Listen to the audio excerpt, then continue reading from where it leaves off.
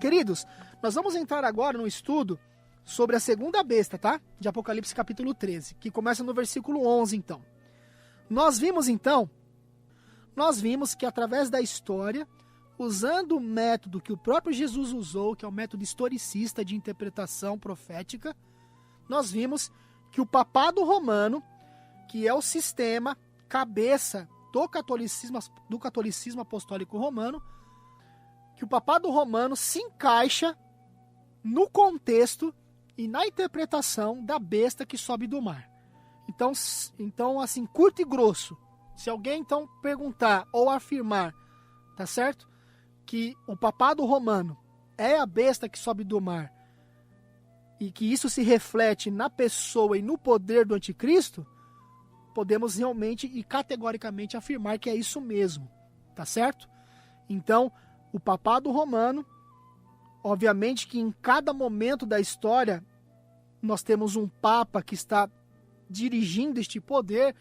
No momento nós temos isso na pessoa do Papa Francisco, tá certo? Então, nesse contexto do papado, no contexto da pessoa do Papa Francisco, que é o Papa do momento, tá certo?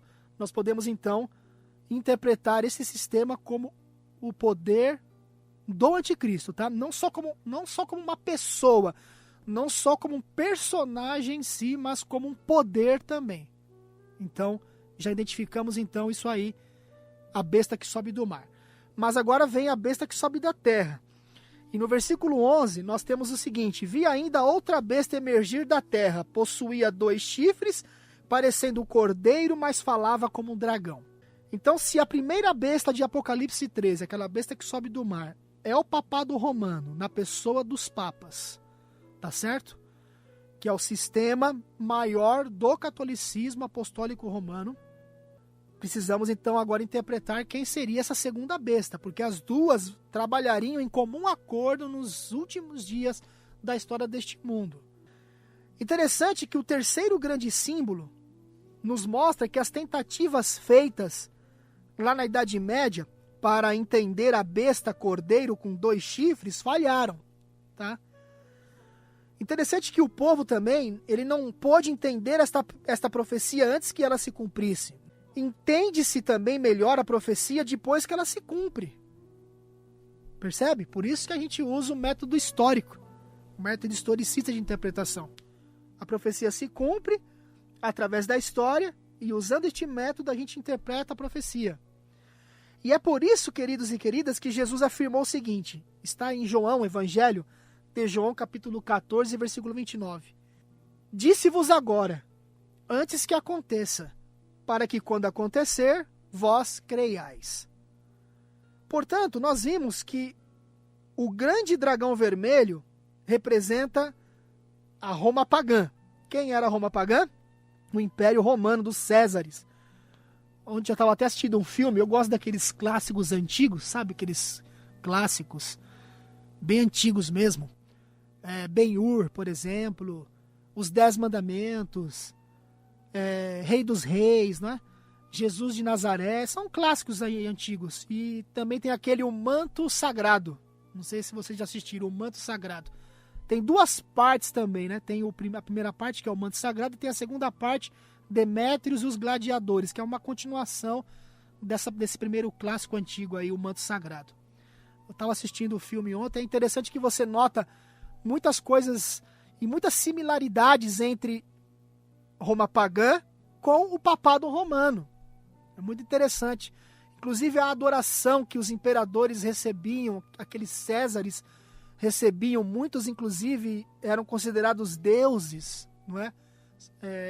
As pessoas se ajoelhavam perante aqueles imperadores e tudo mais, até as indumentárias que eles usavam, tudo isso é muito similar ao contexto do que acontece com o papado romano, a adoração que os papas recebem, as roupas que eles usam, as indumentárias que os cardeais usam, que os bispos usam, que os padres usam e assim por diante. Então, o grande dragão vermelho representa a Roma pagã. E a besta leopardo representa Roma papal. Lembrando mais uma vez que o papado romano é uma extensão da Roma pagã. Vocês se lembram que nós falamos aqui?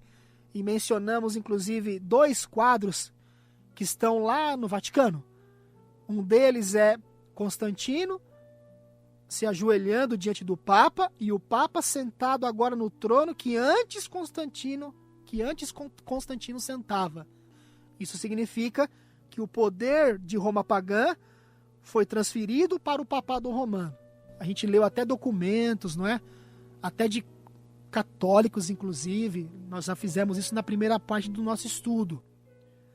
Depois nós mencionamos um outro quadro que está no Vaticano também, que é Constantino olhando para o céu, e ele olhando assim para o céu se abre, ele, em visão ele vê uma cruz e um dragão preto voando assim pelo meio do céu. A Bíblia diz em Apocalipse capítulo 13, falando ali da besta que sobe do mar, Apocalipse capítulo 13, começando ali no versículo 1 em diante, você vai notar ali nos versículos posteriores, que o dragão deu o seu poder, o seu trono e autoridade. Então veja que realmente a profecia se cumpre. Então, Roma papal é um segmento da Roma pagã. Há muitas similaridades entre esses dois poderes. E interessante que ambos representam um grande poder religioso. Nós devemos entender isso daí. Interessante também que o terceiro poder deve também simbolizar uma nação que representa um grande sistema religioso, porque a Roma pagã representava um sistema religioso. A Roma papal representa um sistema religioso, com a sua ferida quase totalmente curada, não é? Então esse terceiro poder também vai seguir o mesmo caminho aí, um poder religioso também. E o paganismo, ele abrange todas as nações não cristãs, tá? O que compreende mais da metade da população do nosso globo terrestre. Interessante isso. E o catolicismo, ele pertence às nações que compõem uma grande parte da cristandade, ok? E o outro grande poder religioso, no caso, seria o protestantismo. Olha que interessante, repetindo. Depois do poder religioso de Roma pagã, depois do poder religioso de Roma papal, nós teríamos o protestantismo como uma terceira força. Mas como que o protestantismo se encaixaria nisso? Até porque eu, por exemplo, sou protestante. A maioria dos que estão ouvindo a rádio musical no momento são protestantes também, e temos muitos queridos católicos ouvindo, muitos queridos espíritas ouvindo também, e muitos queridos e queridas que não possuem nenhuma religião, que ouvem o programa, a gente sabe disso, mas a maioria das pessoas que ouvem são protestantes.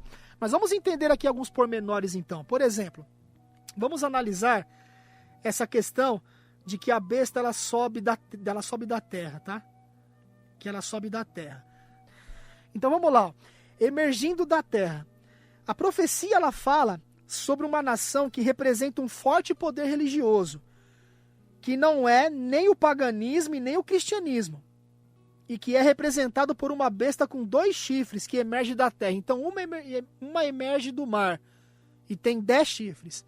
Essa daqui emerge da terra, que é o oposto de mar, e tem 2 chifres, que é o oposto dos 10. Agora, a pergunta, quando é que essa nação emergeria da terra? Ou subiria da terra? Quando que isso iria acontecer? Essa é a pergunta, não é? Interessante que no tempo em que o papado romano, note só, no tempo em que Roma papal foi levada cativa, vocês se lembram que a gente citou aqui a história nas guerras napoleônicas? Que Napoleão deu uma ordem ao general Berthier, e o general Berthier entrou lá no Vaticano. Isso aconteceu em 1798, e o Papa Pio VI foi aprisionado, e tempos depois ele morreu. Nós lemos inclusive Apocalipse 13, versículo 3, vi uma de suas cabeças como ferida de morte, mas a sua ferida seria curada, não é?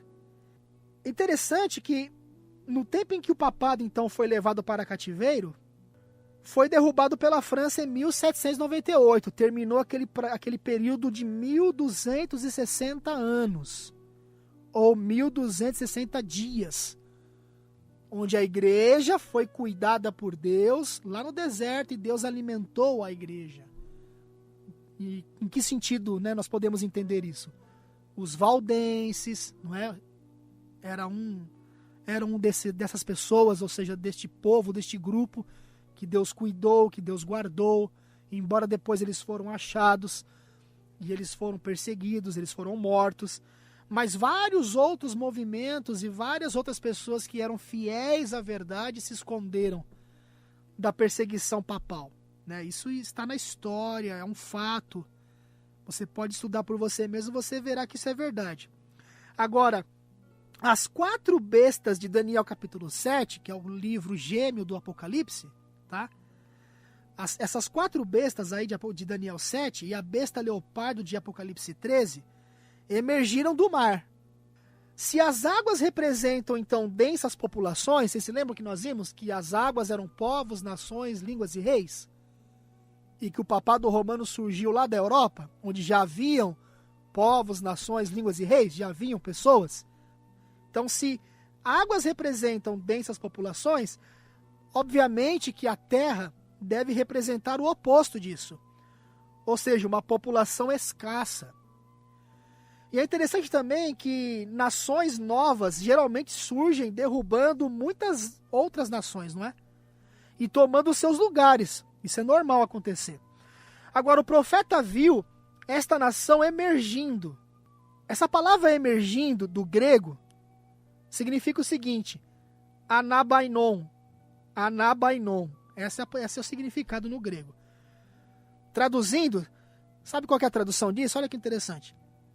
Significa crescer como uma planta. Olha só, crescer como uma planta. Então guarde esse raciocínio aí, vamos continuar analisando. Você se lembra que essa besta que sobe da terra possuía 2 chifres? Né? Vi outra besta emergir da terra, possuía 2 chifres, parecendo cordeiro, mas falava como um dragão. Apocalipse 13, versículo 11. Interessante que 29 vezes no Apocalipse a palavra cordeiro se refere a quem? A Jesus Cristo. E é interessante notarmos também que chifres em Daniel e em Apocalipse, tanto num livro quanto no outro, são símbolos de poder governamental. Isso mesmo. E esta besta de 2 chifres que nós estamos analisando agora, ela usa seu poder governamental de uma maneira gentil, preste atenção, gentil a princípio, quase que cristã. E os chifres, queridos e queridas, não têm coroas. Vocês se lembram que a besta que sobe do mar possuía 10 chifres com coroas em cada ponta? Essa daqui não. Os chifres não têm coroas como o grande dragão vermelho e a besta com um corpo de leopardo que a gente já analisou. Então isso indica que não haverá nem papa, preste atenção, não haverá no contexto deste poder, tá? Não haverá nem papa, nem rei, mas uma república ou um poder democrático, tá? O fato de ter 2 chifres pode ser uma alusão, por exemplo, à liberdade civil e à liberdade religiosa. E é interessante nós notarmos também, entrando agora um pouco na história, que a América do Norte, especialmente lá onde se encontram os Estados Unidos da América do Norte, a América ela foi fundada sobre princípios de liberdade religiosa. Por exemplo, o artigo 6º, na seção 4 da Constituição Americana, nos diz o seguinte, preste bem atenção o que diz ali, ó. Uma vez que cada pessoa tem o direito de escolher sua própria religião, sem o preço da discriminação, nenhum teste religioso jamais será requerido como forma de qualificação para qualquer cargo ou função pública nos Estados Unidos. Então isso aqui você vai encontrar lá no artigo 6º, na seção 4 da Constituição norte-americana. Interessante que esse poder surge como um cordeiro, não é? Ou seja, liberdade religiosa. Mas vocês perceberam que no mesmo texto diz que fala como um dragão? Vamos ler de novo o texto, Apocalipse 13, 11. Vi ainda outra besta emergir da terra, possuía 2 chifres, parecendo um cordeiro, mas falava como um dragão. Vamos analisar essa questão da fala do dragão? Nós vemos aqui uma completa mudança. Então é interessante que este poder ele surge de uma forma e de repente ele muda, tá? Muda de forma, podemos dizer assim. Há uma mudança na forma deste poder. Interessante também que as características tão ternas, né? Tão ternas, tão assim de paz, podemos dizer assim, parecidas com as de um cordeiro, mudam para as de um dragão de repente. Como que essa fala? Como que essa nação, como é que este poder fala? De que forma que este poder vai falar? Né? Qual é o significado desta fala do dragão? Interessante também que um governo fala por meio de suas leis, não é assim que funciona? Todo governo, todo país, ele fala, simbolicamente falando, e nós estamos tratando aqui de um livro simbólico, que é o Apocalipse, tá? Todo governo, todo país fala através das suas leis. É assim que esse poder fala, não é? E de acordo com a profecia, nós podemos esperar perseguições, mesmo nesta república de liberdade, queridos e queridas, a qual por muitos anos tem sido um refúgio para os perseguidos. E é interessante também notar que o dragão foi um perseguidor implacável da igreja. O leopardo, por exemplo, que veio a seguir, também foi um poder perseguidor, não é? E levou muitas pessoas à morte, ceifou a vida de milhões de cristãos durante os 1260 anos de intolerância papal, especialmente na Idade Média. Isso foi de 538 da nossa história até 1798. Isso é fato, né? Dá exatamente 1260 anos.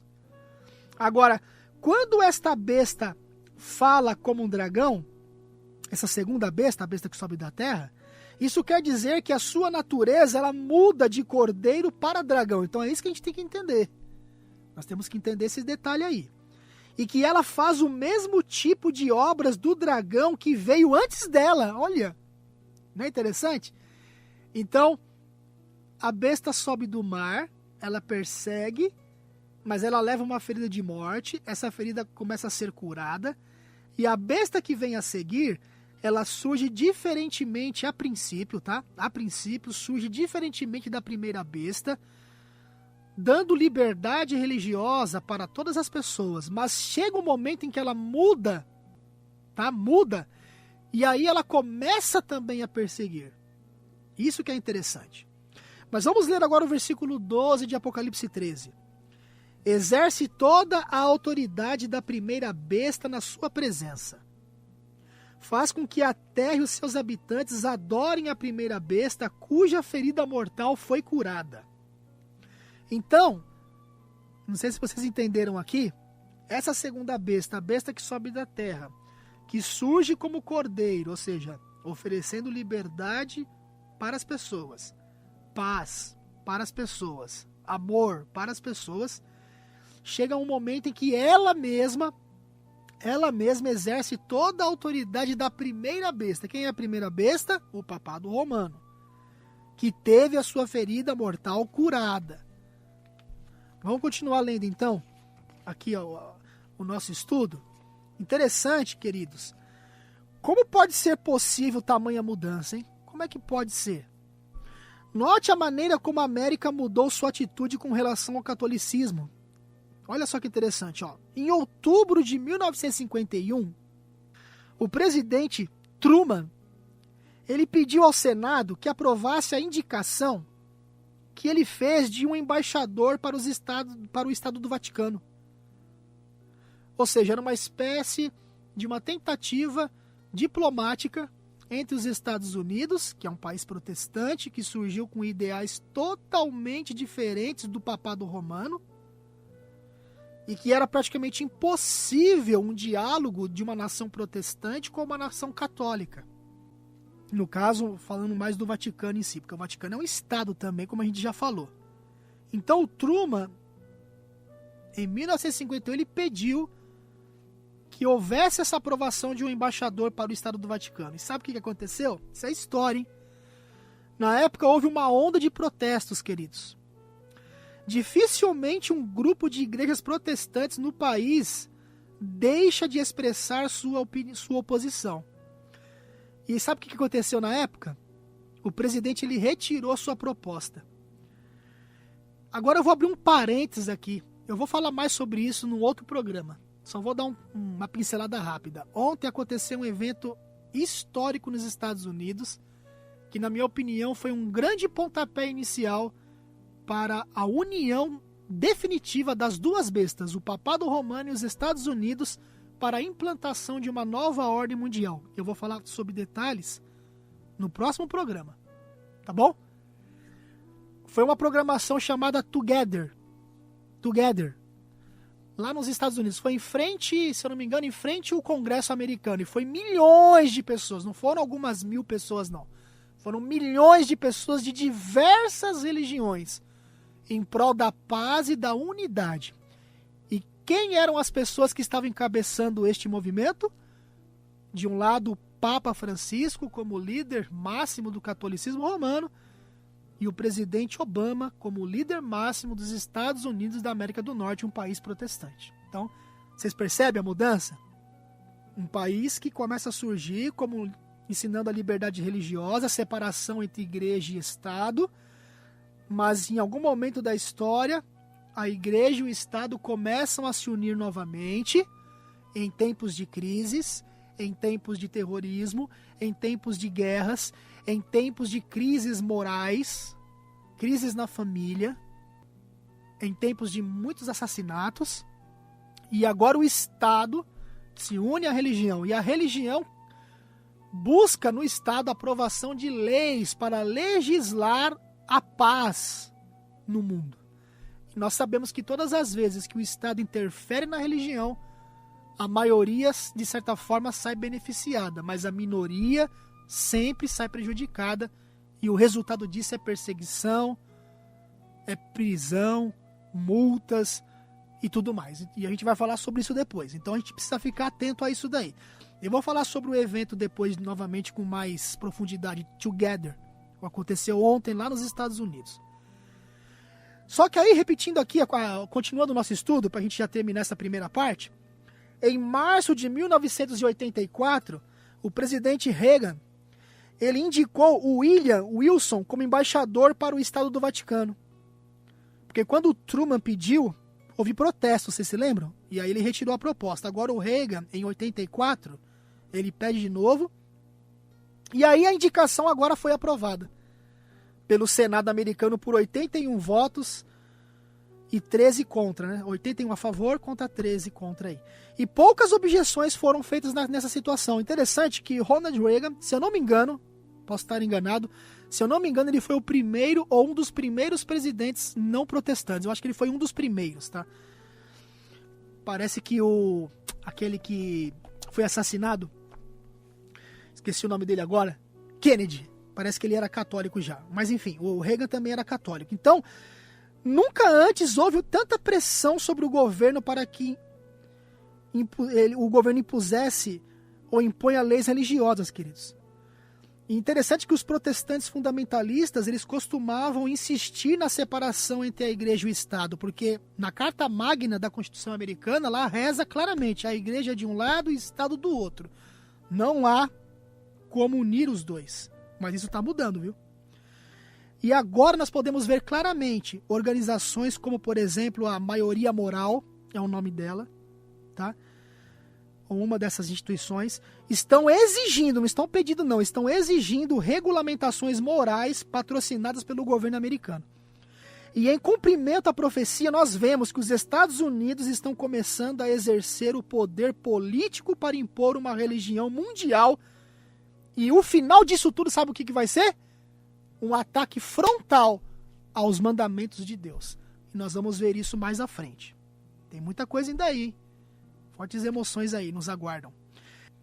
Exerce toda a autoridade da primeira besta. Então as pessoas são levadas a adorar a primeira besta. Quem é a primeira besta? O Papado Romano.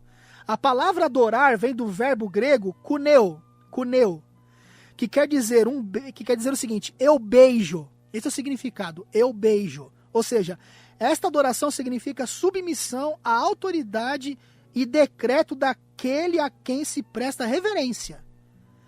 Este é o retrato que a profecia fornece da adoração dedicada ao papado romano pelos chamados protestantes nos dias de hoje.